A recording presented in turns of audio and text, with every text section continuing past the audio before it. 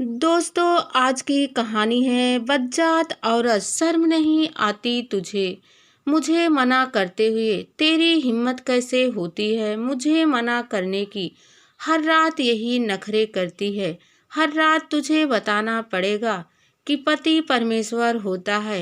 एक तो बेटी पैदा करके दी, उस पर छूने नहीं देगी, अपने को सती सावित्री बनती है। नशे में धुत पारस उल जुलूल बकते हुए नीता को दबोचने की चेष्टा में उस पर चढ़ गया। नीता की गर्दन पर शिकंजा कसते हुए बोला, यार दोस्तों के साथ तो खूब ही करती है और पति के पास आते ही रोनी सूरत बना लेती है। सुन, मुझे एक बेटा चाहिए। यदि सीधे से नहीं मानी तो जान ले लूंगा। नशे में चूर पारस को एहसास ही नहीं था कि उसने नीता की गर्दन को कसकर दबा रखा है। दर्द से छटपटाती नीता खुद को छुड़ाने की कोशिश कर रही थी, अतः उसने खुद को छुड़ाने के लिए पारस की जांघों के बीच कसकर लात मारी। दर्द से तड़पते हुए पारस एक तरफ लुढ़क गया। मौका पाते ही नीता पलंग से उतरकर भागी और फिर जोर से चिल्लाते हुए बोली, नहीं पैदा करनी तुम्हारे जैसा जानवर से एक और संतान। मेरे लिए मेरी बेटी की ही सब कुछ है। पारस जब तक अपने आप को संभालता, नीता ने कमरे से बाहर आकर दरवाजे की कुंडी लगा दी। हर रात यही दोहराया जाता था, पर आज पहली बार नीता ने कोई प्रतिक्रिया दी। मगर अब उसे डर लग रहा था, न सिर्फ अपने लिए बल्कि अपनी 3 साल की नन्ही बिटिया के लिए भी। फिर क्या करे क्या नहीं। नीता मनोस्थिति से उबरते हुए उसने तुरंत घर छोड़ने का फैसला ले लिया। उसने एक ऐसा फैसला लिया जिसका अंजाम वह खुद भी नहीं जानती थी, पर इतना जरूर था कि इससे बुरा तो भविष्य नहीं ही होगा। नीता ने जल्दी जल्दी अलमारी में छिपा कर रखे रुपए निकाले और फिर नन्ही गुड़िया को शॉल से ढककर घर से बाहर निकल गई। निकलते वक्त उसकी आंखों में आंसू आ गए, पर उसने पीछे मुड़कर नहीं देखा। वह घर जिसमें उसने 7 साल गुजार दिए थे, कभी अपना हो ही नहीं पाया। जनवरी की कड़ाके की ठंडी और सन्नाटे में डूबी सड़क ने उसे ठंड से ज्यादा डर से कपा दिया, पर अब वापस जाने का मतलब था अपनी जान गंवाना। अचानक उसे किसी का ख्याल आया कि शायद इस मुसीबत की घड़ी में वे उसकी मदद करे, पर क्या उन्हें उसकी याद होगी? कितना समय बीत गया है, कोई संपर्क भी तो नहीं रखा उसने। जो भी हो, एक बार कोशिश करके देखती हूँ, उसने मन ही मन सोचा। आसपास कोई बूथ ना देख नीता थोड़ा आगे बढ़ गई। मोड़ पर ही एक निजी अस्पताल था, शायद वहां से फोन कर सके। सामने लगे साइन बोर्ड को देखकर नीता ने आश्वस्त होकर तेजी से अपने कदम उस ओर बढ़ा दिए, पर किसी ने फोन नहीं करने दिया। या मयंक जी ने फोन नहीं उठाया तो? रात भी तो कितनी हो गई है। ये सब सोचते हुए नीता ने अस्पताल में प्रवेश किया। स्वागत कक्ष की कुर्सी पर एक नर्स बैठी ऊँघ रही थी। माफ कीजिएगा, अपने ठंड से जमे हाथ से उसे धीरे से हिलाते हुए नीता ने कहा। कौन है? चौंकते हुए नर्स ने पूछा। फिर नीता को बच्ची के साथ देख उसे लगा कि कोई मरीज है, अतः अपनी व्यावसायिक मुस्कान बिखेरते हुए पूछा, मैं आपकी क्या मदद कर सकती हूँ? जी, मुझे एक जरूरी फोन करना है, नीता ने विनती भरे सुर में कहा। पहले तो नर्स ने आनाकानी की, पर फिर उसका मन पसीज गया, अतः उसने फोन आगे कर दिया। गुड़िया को वहीं सोफे पर लिटाकर नीता ने मयंक जी का नंबर मिलाया। घंटी बजती रही, पर फोन किसी ने नहीं उठाया। नीता का दिल डूबने लगा कि कहीं नंबर बदल तो नहीं गया है। अब कैसे वह बचाएगी खुद को और इस नन्ही सी जान को। उसने एक बार फिर से नंबर मिलाया। उधर घंटी बजती रही और इधर तरह तरह के शयन। नीता के मन में चलते रहे। निराश होकर वह रिसीवर रखने ही वाली थी कि दूसरी तरफ से वही जानी पहचानी आवाज आई। हेलो। नीता सोच में पड़ गई कि बोले या नहीं। तभी फिर हेलो की आवाज ने उसकी तंद्रा तोड़ी तो उसने धीरे से कहा, मैं नीता। तुमने इतनी रात को फोन किया और वह भी अनजान नंबर से। सब ठीक तो है। तुम कैसी हो? गुड़िया कैसी है? पारस जी कहाँ हैं? ढेरों सवाल मयंक ने एक ही सांस में पूछ डाले। जी मैं जीवन ज्योति अस्पताल में हूँ। क्या आप अभी यहाँ आ सकते हैं? नीता ने रुंधे गले से पूछा। हाँ मैं अभी आ रहा हूँ। तुम वहीं इंतजार करो। कह मयंक ने रिसीवर रख दिया। नीता ने रिसीवर रखकर नर्स से फोन के भुगतान के लिए पूछा तो नर्स ने मना करते हुए कहा, मैडम आप आराम से बैठ जाएं।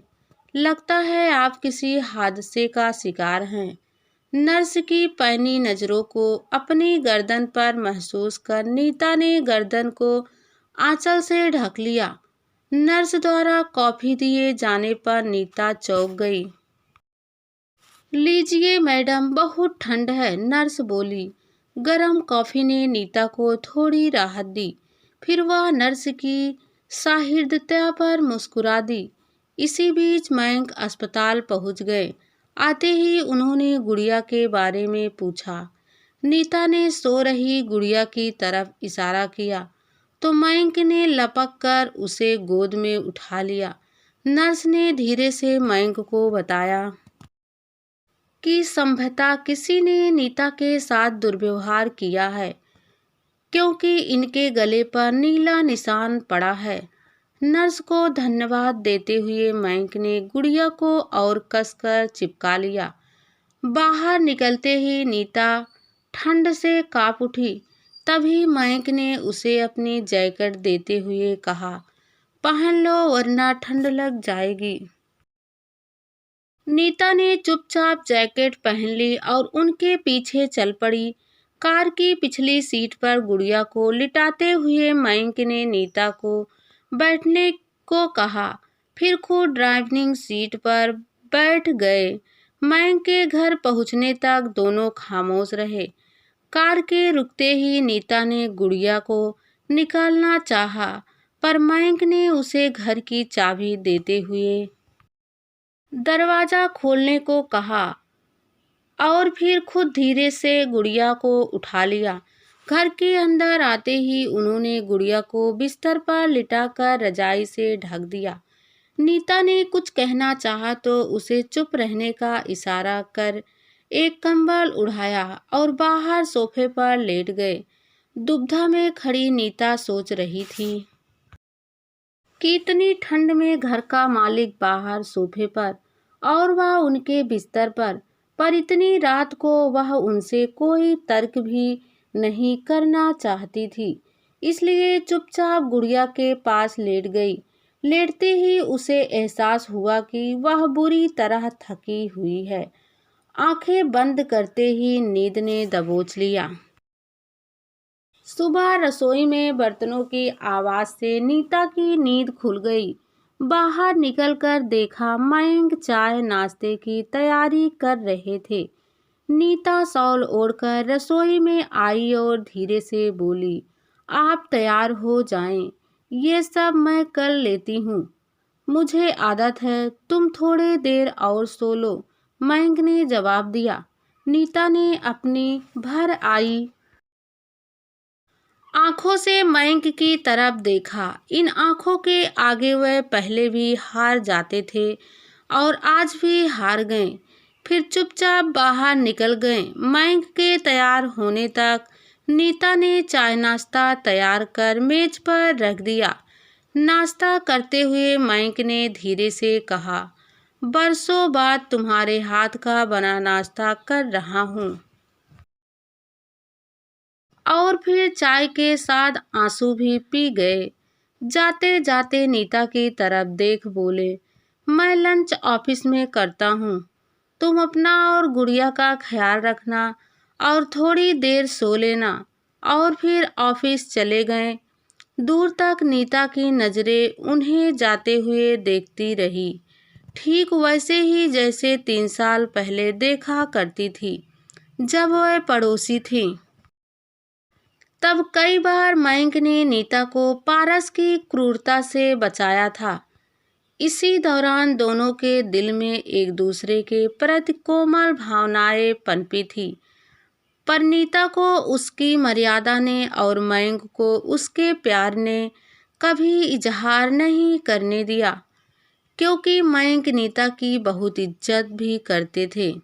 वह नहीं चाहते थे कि उनके कारण नीता किसी मुसीबत में फंस जाए। यही सब सोचते आंखों में भर आए आंसुओं को पोंछकर नीता ने दरवाजा बंद किया और फिर गुड़िया के पास आकर लेट गई। पता नहीं कितनी देर सोती रही। गुड़िया के रोने से नींद खुली तो देखा 11 बजे रहे थे। जल्दी से उठकर उसने गुड़िया को गर्म पानी से नहलाया और फिर दूध गर्म करके दिया। बाद में पूरे घर को व्यवस्थित कर खुद नहाने गई। पहनने को कुछ नहीं मिला तो संकुचाते हुए मयंक की अलमारी से उनका ट्रैक सूट निकाल कर पहन लिया और फिर टीवी चालू कर दिया। मयंक ऑफिस तो चले गए थे, पर नन्ही गुड़िया और नीता का ख्याल उन्हें बार बार आ रहा था।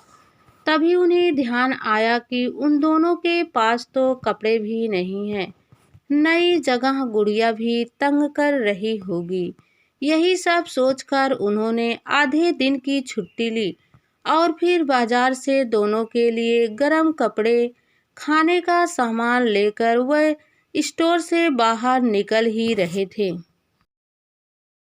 कि एक खूबसूरत गुड़िया ने उनका ध्यान अपनी तरफ आकर्षित किया, तो उन्होंने उसे भी पैक करवा लिया और फिर घर चल दिए। दरवाजा खोलते ही नीता चौंक गई। मयंक ने मुस्कुराते हुए सारा सामान नीचे रख नन्ही सी गुड़िया को खिलौने वाले गुड़िया दिखाई। गुड़िया खिलौना पाकर खुश हो गई और उसी में रम गई। मयंक ने नीता को सारा सामान दिखाया। बिना उससे पूछे ट्रैक सूट पहनने के लिए नीता ने माफी मांगी तो मयंक ने हंसते हुए कहा, एक शर्त पर, जल्दी कुछ खिलाओ, बहुत तेज भूख लगी है। सिर हिलाते हुए नीता रसोई में घुस गई। जल्दी से पुलाव और रायता बनाने लग गई। जितनी देर उसने खाना बनाया उतनी देर तक मयंक गुड़िया के साथ खेलते रहे। एक प्लेट में पुलाव और रायता लाकर उसने मयंक को दिया। खाते खाते मयंक ने एकाएक सवाल किया, और कब तक इस तरह जीना चाहती हो? इस सवाल से सकपकाई नीता खामोश बैठी रही। अपने हाथ से नीता के मुंह में पुलाव डालते हुए मयंक ने कहा, तुम अकेली नहीं हो, मैं और गुड़िया तुम्हारे साथ हैं। मैं जानता हूँ सभी सीमाएं टूट गई होंगी, तभी तुम इतनी रात को इस तरह निकली। पत्नी होने का अर्थ गुलाम होना नहीं है। मैं तुम्हारी स्थिति का फायदा नहीं उठाना चाहता हूँ। तुम जहाँ जाना चाहो मैं तुम्हें वहाँ सुरक्षित पहुँचा दूंगा, पर अब उस नर्क से निकलो। मयंक जानते थे नीता का अपना कहने को कोई नहीं है इस दुनिया में, वरना वह कब की इस नर्क से निकल गई होती। नीता को मयंक की बेइंतहा चाहत का अंदाजा था और वह जानती थी कि मयंक कभी मर्यादा का उल्लंघन नहीं करेगा। इसलिए तो वह इतनी रात को उनके साथ बेझिझक आ गई थी। पारस मुझे इतनी आसानी से नहीं छोड़ेगा। सिसकते हुए नीता ने कहा। और फिर पिछली रात घटी घटना की पूरी जानकारी मयंक को दे दी। गर्दन में पड़े नीले निशान को धीरे से सहलाते हुए मयंक की आंखों में आंसू आ गए। तुमने इतनी हिम्मत दिखाई है नीता, तुम एक बार फैसला कर लो, मैं हूँ तुम्हारे साथ, मैं सब संभाल लूंगा। कहते हुए नीता को अपनी बाहों में लेकर उस नीले निशान को चूम लिया। नीता ने फिर मयंक के सीने पर सिर टिका दिया। अगले ही दिन अपने वकील दोस्त की मदद से मयंक ने पारस के खिलाफ केस दायर करा दिया। सजा के डर से पारस ने चुपचाप तलाक की रजामंदी दे दी। मयंक के सीने पर सिर रखकर रोती नीता का गोरा चेहरा सिंदूरी हो रहा था। आज ही दोनों ने अपने दोस्तों की मदद से रजिस्टर्स के दफ्तर में शादी कर ली थी। सोती नीता का धमकता चेहरा चूमते हुए मयंक ने धीरे से करवट ली और नीता की नींद खुल गई। पूछा, क्या हुआ? कुछ चाहिए क्या? हाँ, 1 मिनट, अभी आता हूँ। बोलते हुए मयंक बाहर निकल गए और कुछ देर में वापस आ गए। उनकी गोद में गुड़िया थी। गुड़िया को दोनों के बीच सुलाते हुए उन्होंने कहा, हमारी बेटी हमारे पास सोएगी, कहीं और नहीं। मयंक की बात सुन नन्ही गुड़िया नींद में भी मुस्कुराने लगी और मयंक के गले में हाथ डालकर फिर सो गई। बाप बेटी को ऐसे सोते देख नीता की आंखों में खुशी के आंसू आ गए। मुस्कुराते हुए उसने भी आंखें बंद कर ली।